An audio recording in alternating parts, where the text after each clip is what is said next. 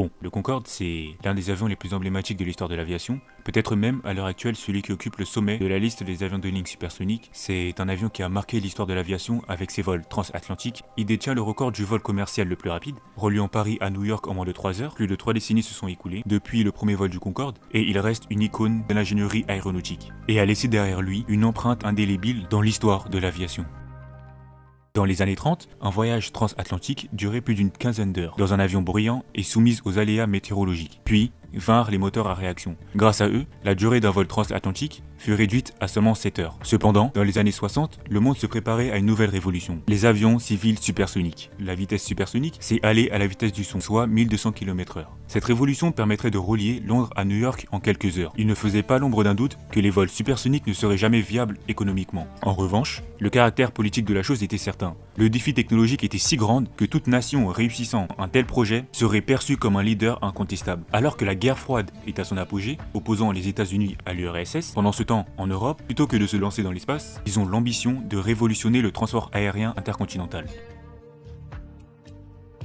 Après la mise en service des premiers avions de ligne à réaction, tels que le Comet britannique et la Caravelle française, les ingénieurs des deux pays souhaitent exploiter les connaissances acquises dans les vols supersoniques militaires. Pour créer des avions de ligne à réaction supersonique, la France et le Royaume-Uni se lancent dans une compétition pour devenir les nouveaux leaders de l'aviation. Chacun, de son côté, conçoit un modèle d'avion susceptible de répondre aux exigences de la haute vitesse. En France, Louis Donte demande à Nord Aviation, Sud Aviation et Dassault Aviation de réfléchir sur un tel projet. Sud Aviation et Dassault Aviation proposent un jet supersonique de 75 tonnes, dérivé de la Caravelle. Il sera nommé la Super Caravelle. En Grande-Bretagne, la société Hawker Siddeley et Bristol Aircraft sont également sollicités pour le projet, ce qui aboutira au Bristol 223, très similaire à la Super Caravelle française, ce qui conduit à une collaboration plus étroite entre les deux pays. Cependant, des divergences politiques apparaissent. Les Français, face à la puissance américaine, veulent éviter de produire un supersonique concurrent d'un éventuel avion de ligne américain allant au-delà de Mach 3. La Super Caravelle est donc conçue comme un moyen courrier. Les Britanniques, en revanche, voient plus grand et estiment qu'en s'alliant avec les Français,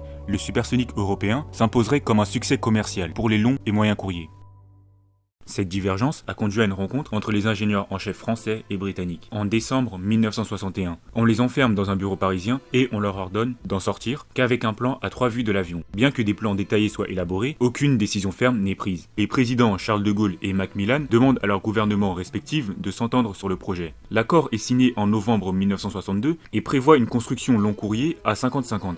Les ingénieurs français et britanniques se lancent dans un pari risqué. Cet avion ne ressemblera à aucun autre avion, avec des nouveaux moteurs, freins et pneus. Cette œuvre d'art sera l'avion le plus cher jamais construit. Le partage des tâches, bien que visant à unir les forces, montre rapidement ses défauts. Les deux pays voulant concevoir, assembler et tester les avions sur leurs sols respectifs, entraînant la construction de 2 chaînes d'assemblage et de 2 pistes d'essai identiques, dans chacun des deux pays. Ce partage total engendre des coûts et des délais supplémentaires. En 1964, les coûts du projet doublent par rapport aux prévisions. Face à des problèmes financiers, le gouvernement britannique envisage de se retirer. Mais la pression sociale et les menaces de procès de la part de la France font reculer le Premier ministre. Et un autre problème surgit.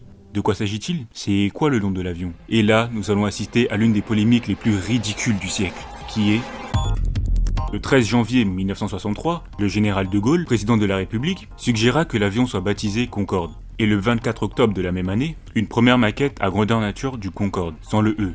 Et là, c'est parti en cacahuète. Les Français mettent le E, les Anglais enlèvent le E, les Français remettent le E, les Anglais renlèvent le E. Pour le général de Gaulle, cet avion sera une vitrine française, et il est nécessaire de défendre l'influence française. Donc Concorde s'écrira avec un E. Il a fallu que le ministre de la technologie britannique calme le jeu, car il estime qu'il faut éviter les conflits pouvant retarder le lancement de l'œuvre. Ainsi, la décision est prise, Concorde s'écrira désormais avec un E. Ce E symbolise England, excellence, Europe et entente. Bon, très rapidement il se fait attraper par le callback, car une partie de l'avion est faite à Scotland. Il répondra qu'en français, Scotland se dit Écosse, d'où le E de Concorde. Rapidement, des informations sur ce mystérieux projet émergent. L'avion commercial est prévu pour 1970, équipé de 4 réacteurs sous une aile Delta Gothique, qui est rapidement sélectionné en raison de sa capacité à assurer une excellente pénétration dans l'air en vol supersonique. En 1963, le président Kennedy officialise le projet de construction d'un avion supersonique américain, le B-2707, visant à surpasser le Concorde. De l'autre côté du rideau de fer, l'Union soviétique lance également son propre programme d'avion supersonique en 1963, qui sera nommé Tupolev 144, qui est plus rapide et plus large que le Concorde. Le prototype 001 est dévoilé en 1967. À ce stade, le Concorde n'a pas encore commencé ses essais en vol, tandis que les projets concurrents, américains et soviétiques, semblent bien avancés. Sur le plan technique, le Concorde se distingue par des caractéristiques novatrices. Il adopte des ailes de type delta gothique, conçues pour assurer une stabilité et des performances optimales à des vitesses élevées. Cependant, cela nécessite un angle d'attaque prononcé lors des phases d'approche et une vitesse d'atterrissage élevée. C'est pourquoi des roues sont positionnées à l'arrière de la queue pour éviter tout risque d'arrachement lors du contact avec le sol. Pour résoudre le problème de visibilité réduite lors de l'atterrissage et du décollage, les ingénieurs s'inspirent du ferry Delta II en intégrant un nez mobile appelé drop nose. Pour augmenter la poussée, un système de post-combustion est ajouté. En gros, c'est le mode Launch Control. Ce système apporte une puissance supplémentaire, très utile sur une piste de décollage courte. Les moteurs comportent des entrées d'air à géométrie variable, pour réguler le flux d'air en fonction de la vitesse. À l'arrière des tuyères, des inverseurs de poussée sont présentes pour aider à ralentir l'avion. Bon, je ne vais pas faire toutes les nouveautés, il y en a beaucoup trop, mais la chose à retenir, c'est que le Concorde doit être le premier avion commercial supersonique à décoller. Et le 31 décembre 1968, le Tupolev 144 s'envole.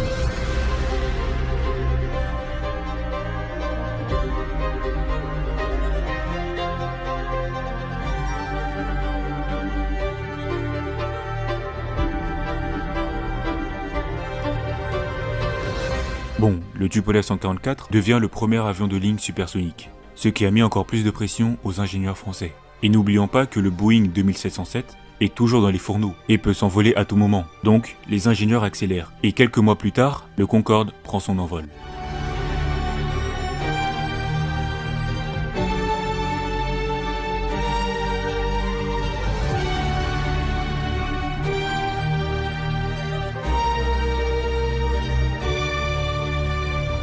Les essais se poursuivent et le prototype 002 décolle pour la première fois de Bristol, en Angleterre, le 9 mars 1969. Le 5 juin 1969, le Tupolev 144 dépasse le mur du son. La France riposte et le 1er octobre 1969, le prototype 001 passe le mur du son. Parallèlement, les prototypes britanniques et français effectuent des voyages de présentation sur tous les continents. Et en 1973, la première crise pétrolière, ce qui a entraîné l'annulation de la plupart des commandes de Concorde. Seules la British Airways et Air France maintiennent leurs commandes, réduisant le total à 16 avions. Pour régler ce problème, les ingénieurs français et britanniques ont commencé à travailler sur une version améliorée du Concorde, appelée Concorde B, pour réduire les nuisances sonores et la consommation de l'avion. Bon, ils vont vite se rendre compte qu'ils n'ont pas l'étal, et le projet sera abandonné.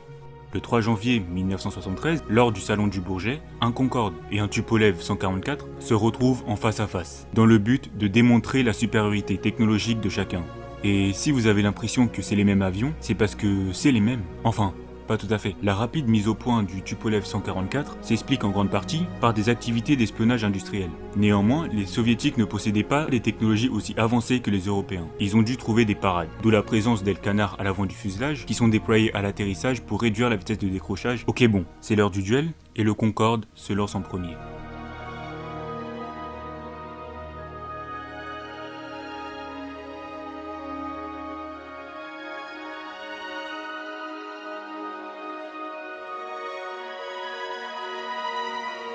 La démonstration du Concorde est impeccable, avec un décollage impeccable et suivi d'un atterrissage impeccable. Et à 15h29, le Tupolev 144 prend son envol, pour mettre en avant la supériorité technologique soviétique.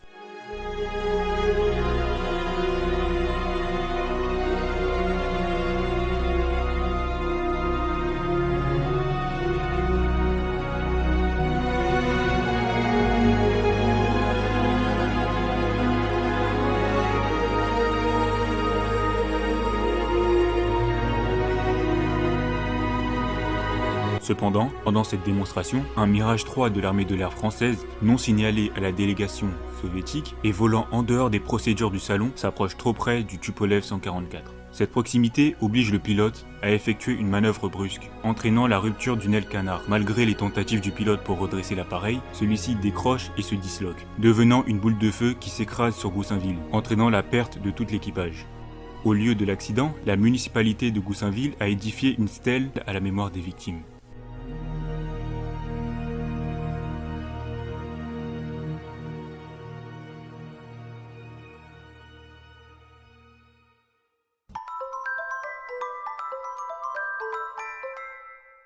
Le 30 juin 1973, une éclipse solaire a été annoncée, traversant l'Afrique et d'une durée de 7 minutes. Cependant, cette durée était jugée trop courte pour les scientifiques. Mais si l'on voyage à la même vitesse que l'éclipse, on pourrait prolonger la durée d'observation, mais cela nécessiterait d'avoir un avion capable de suivre une éclipse, un avion comme le Concorde. Pendant que le disque lunaire couvrait le Soleil, le prototype 001 se dirigeait vers la piste de l'aéroport de Las Palmas, aux îles Canaries, avec une équipe de scientifiques et des équipements spéciaux à bord. À 10h08, l'avion décolle, à pleine puissance, en direction de la Mauritanie, maintenant une trajectoire précise, légèrement au-dessus de Mach 2, pour voler à la même vitesse que l'éclipse.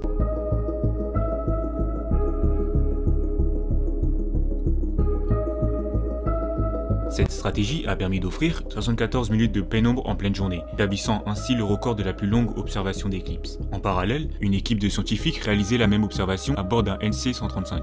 Lorsque le Concorde les a dépassés, cette magnifique et incroyable photo a été prise. 4 mois plus tard, le prototype 001 tire sa révérence et est livré au musée de l'air et de l'espace. En 1976, les Concordes sont prêts pour les vols commerciaux, marquant une étape importante dans l'histoire de l'aviation supersonique. Les États-Unis, après 16 mois de négociations, autorisent enfin l'atterrissage du Concorde à New York et à Washington. Très rapidement, le Concorde devient populaire pour son luxe à bord et sa ponctualité, bien que les lignes régulières connaissent des difficultés en raison de la consommation et des coûts de maintenance. Il faut en moyenne 20 heures de maintenance pour 1 heure de vol. Le Concorde n'est évidemment pas rentable. Cependant, en dépit de ses succès, la conception du Concorde comportait des vulnérabilités, notamment liées à sa grande vitesse de décollage, générant une énergie importante en cas d'éclatement de pneus. Une erreur de conception résidait dans l'exposition des réservoirs de kérosène aux projections du train d'atterrissage, provoquant plusieurs incidents et accidents. En novembre 1981, le National Transportation Safety Board exprime ses préoccupations au bureau d'enquête et d'analyse français, après plusieurs incidents survenus entre juillet 1979 et février 1981. Ces incidents étaient causés par des pneus crevés pendant le décollage. Au cours des 27 années de service du Concorde, il y a eu environ 70 incidents liés aux pneus, dont 7 ont causé des dommages graves à l'avion et ont été considérés comme des événements potentiellement catastrophiques. Et le 25 juillet 2000, un vol de Concorde est prévu pour New York. À bord, 100 passagers et 9 membres d'équipage. Avant le décollage, un problème est détecté sur l'inverseur de poussée du moteur numéro 2, affectant la puissance au décollage. Les techniciens résolvent le problème en remplaçant l'inverseur de poussée. À 15h54, l'embarquement commence avec 1 heure de retard. À 16h40, le Concorde s'aligne.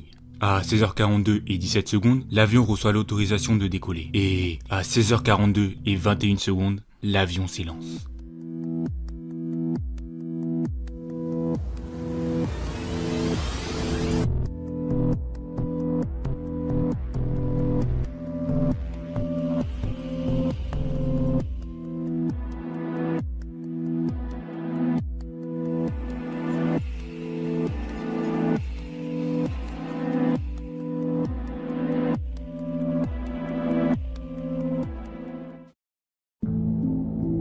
Une enquête est rapidement lancée, mobilisant des passagers d'autres vols, des pilotes, des employés et des automobilistes aux alentours. Les témoignages affluent, mettant en lumière les événements tragiques du Concorde en feu. Dans les premiers jours suivant l'accident, la responsabilité est attribuée aux pneus, puis à une fuite de carburant. Il faudra une semaine de recherche intensive avant de découvrir un morceau de lamelle en titane sur la piste. En comparant la forme de la lamelle aux lacérations dans les morceaux de pneus retrouvés sur la piste du Concorde, les enquêteurs réalisent qu'ils ont trouvé le coupable de l'éclatement du pneu. Mais une question subsiste, d'où provient cette lamelle? Pour le déterminer, une analyse approfondie de tous les avions ayant décollé avant le Concorde est nécessaire, soit 487 avions. Certains de ces avions reviennent périodiquement à l'aéroport de Charles de Gaulle, ce qui permet aux enquêteurs de les inspecter. Et le 30 août 2000, les enquêteurs se dirigent vers un DC-10 qui avait décollé peu avant le Concorde. Sur le capot de l'inverseur de poussée du moteur droit, ils constatent qu'une pièce manque. Bien que l'avion ait déjà repris son envol, les enquêteurs le suivent avec l'autorisation de la Continental Airlines. Ils se rendent jusqu'à Houston, au Texas, pour inspecter l'avion. Aucun doute n'est laissé. La lamelle retrouvée à Paris provient bien de cet avion. Continental Airlines confirme officiellement ces faits quelques jours plus tard. Le DC-10 a en effet perdu cette pièce seulement 4 minutes avant le décollage du Concorde. Bon. Récapitulons. Peu avant le décollage du Concorde, un DC-10 décolle et perd une lamelle en titane. Par la suite, le Concorde entame sa procédure de décollage. Quelque temps après, le train gauche du Concorde roule sur la lamelle, provoquant l'éclatement du pneu. Un morceau de pneu frappe l'aile et crée une onde de choc à l'endroit de l'impact, détruisant le réservoir numéro 5, libérant entre 75 et 100 litres de kérosène. On suppose que les fils électriques sectionnés ont généré des étincelles, déclenchant ainsi l'incendie. L'incendie qui provoque la destruction progressive de l'aile gauche de l'avion. Les moteurs droits ne disposant pas suffisamment de puissance pour maintenir une altitude stable, les pilotes se retrouvent impuissants. Malheureusement, l'accident de Gonesse sonne la fin du programme Concorde. Malgré la reprise des vols, avec des améliorations au niveau des pneumatiques et des renforts au réservoir, l'accident survient peu de temps avant les attentats du 11 septembre et la crise pétrolière qui suivra.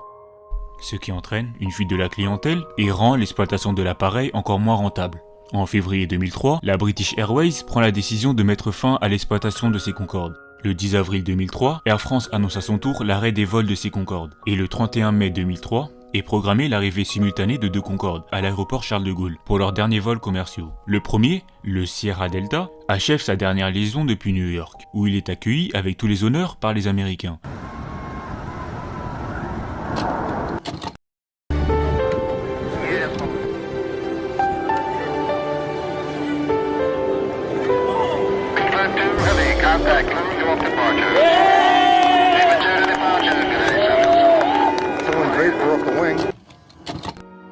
Le 3 juin, le Sierra Delta est mobilisé pour une dernière mission, un vol privé aller-retour Paris-New York. Après son retour en France, il sera convoyé au musée de l'air et de l'espace, rejoignant ainsi le prototype 001. Par la suite, le reste de la flotte est dispersé dans le monde entier. Le 27 juin 2003, le Fox Charlie quitte l'aéroport de Roissy et effectue son atterrissage final à Blagnac.